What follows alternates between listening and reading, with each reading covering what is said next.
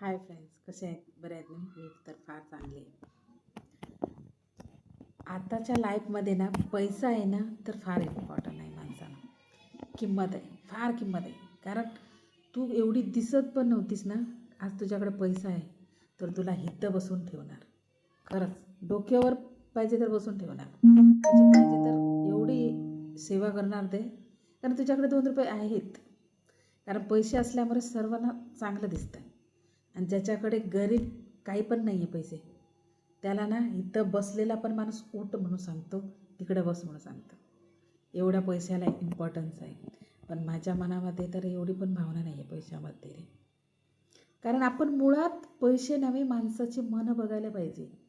आम्ही घेऊन जाणार आहोत का मरतेवेळी? नाही ना. इथं सोडून जाणार रे. पाठीमाग आपलं एक नाव चांगलं केलं तर हां, आई आता घर बांधलं, काहीतरी केलं तर इथं सोडून आपल्या मुलाबाळांना जाणार आहे आपण. घेऊन तर काही नाही जाणार. मग घमंड करून कशाला जायचं? राग तर सर्वाचीच होते. गरीब माणसाची होते, पण श्रीमंत माणसाची पण होते. ती राग पण आम्ही काय त्या जमिनीवर ठेवतो? ती पण आम्ही काढून बाहेर फेकतोच ना तिसऱ्या दिवशी थंड झाल्यावर. मग कशाचा घमेंड का करायचा? एक आता लेडी, त्याचा मुलगा ती श्रीमंत आहे आणि सँडविच विकते, त्या गरीब मुलीशी प्रेम झालं. ती काय बोलते? आपली सोसायटी काय बोलणार आहे? अरे तुला सोसायटी इम्पॉर्टंट आहे का आपला मुलगा इम्पॉर्टंट आहे?